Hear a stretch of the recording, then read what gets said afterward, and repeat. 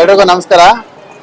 ಜಯಮ್ನವರು ಬಂದು ಈಗ ಜೈಲಲ್ಲಿರೋ ಈ ರೋಗಿಗಳಿಗೆಲ್ಲ ಇಲ್ಲಿ ಜಿಲ್ಲಾಸ್ಪತ್ರೆ ಕರ್ಕೊಂಡು ಬರೋಕ್ಕೆ, ಬೆಂಗಳೂರು ಕರ್ಕೊಂಡು ಹೋಗೋಕ್ಕೆ, ಆರೋಗ್ಯ ಏನಾದ್ರು ಕೆಟ್ಟರೆ ಸ್ವಲ್ಪ ತೊಂದರೆ ಆಗ್ತಾ ಇದೆ. ನಿಮ್ಮ ಕಡೆಯಿಂದ ಏನಾದರೂ ಒಂದು ವಾಹನನ ವ್ಯವಸ್ಥೆ ಮಾಡಿಕೊಡಿ ಅಂತ ಕೇಳಿದ್ರು.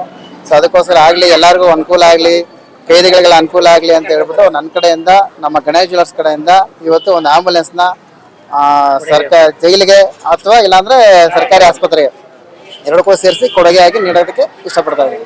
ಗಣೇಶ್ ಜ್ಯುವೆಲರ್ಸ್ ಅವರು, ನಾವು ಸಾಮಾನ್ಯವಾಗಿ ಲಕ್ಷ್ಮಣ್ ಅಂದ್ರೆ ಯಾರಿಗೂ ಗೊತ್ತಾಯ್ತಲ್ಲ, ಗಣೇಶ್ ಜ್ಯುವೆಲರ್ಸ್ ಅಂತಾನೆ ಪ್ರಸಿದ್ಧಿಯಾಗಿದ್ದಾರೆ.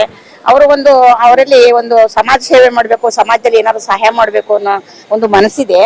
ನನಗೆ ಜೈಲಲ್ಲಿ ನಮ್ಮ ಸೂಪರ್ಡೆಂಟ್ ಅವರು ರಾಕೇಶ್ ಅವರು ಹೇಳ್ತಾನೆ ಇದ್ರು, ಜೈಲಿನ ರೋಗಿಗಳು ಕರ್ಕೊಂಡು ಹೋಗೋಕೆ ಸ್ವಲ್ಪ ಅನಾನುಕೂಲನೇ, ನಮ್ಗೆ ಹಾಸ್ಪಿಟ್ಲಿಂದ ವ್ಯಾನ್ ಕೊಡ್ಬೇಕು, ಸಾಲ್ತಾ ಇಲ್ಲ, ನಮ್ಗೆ ಯಾರಾದ್ರೂ ದಾನಿಗಳಿದ್ರೆ ಇದ್ ಮಾಡಿ ಅಂತ ಹೇಳಿದ್ರು. ಆವಾಗ ನಾನು ಹೋಗಿ ನಮ್ಮ ಲಕ್ಷ್ಮಣ್ ಸರ್ ಅವ್ರನ್ನ ಒಂದೇ ಮಾತು ಕೇಳಿದ್ದು ನಾನು, ಸರ್ ತಮ್ಮಿಂದ ಒಂದು ಸಹಾಯ ಮಾಡಿ ರೋಗಿಗಳು ಪ್ರಾಣ ಉಳಿಸಿ ಒಂದು ಆಂಬುಲೆನ್ಸ್ ಕೊಡಿ ಸರ್ ಅಂತ ಕೇಳಿದೆ. ಅಷ್ಟು ಮಾತಿಗೆ ನಿಜವಾಗ್ಲೂ ಅವರು ಎಷ್ಟು ಅಭಿಮಾನದಿಂದ, ಒಳ್ಳೆ ಮನಸ್ಸಿಂದ, ಒಂದೇ ಮನಸ್ಸಲ್ಲಿ ಜಯಮ್ನರೆ ನಾನು ಕೊಡಿಸ್ತೀನಿ, ನಾನು ಒಂದು ಅವಕಾಶ ಕೊಡಿ ಅಂದ್ರು. 2 ತಿಂಗಳೊಳಗೇನೆ, ನಾನು ಹೇಳ್ದಂತ 2 ತಿಂಗಳೊಳಗೇನೆ ನನ್ಗೆ ಅವಕಾಶ ಮಾಡಿಕೊಟ್ಟು ಒಂದು ವ್ಯಾನನ್ನ ನಮ್ಮ ಜೈಲಿಗೋಸ್ಕರ ಕೊಟ್ಟಿದ್ದಾರೆ. ಆರೋಗ್ಯ ಇಲಾಖೆ ಅದನ್ನ ಜೈಲ್ ಪರವಾಗಿ ಆರೋಗ್ಯ ಇಲಾಖೆನೆ ಎಲ್ಲ ವ್ಯವಹಾರ ನೋಡ್ಕೋಬೇಕು. ಅದರಿಂದ ನಾವು ಆರೋಗ್ಯ ಇಲಾಖೆಗೆ ಇವತ್ತು ಹಸ್ತಾಂತರ ಮಾಡಿದ್ದಾರೆ.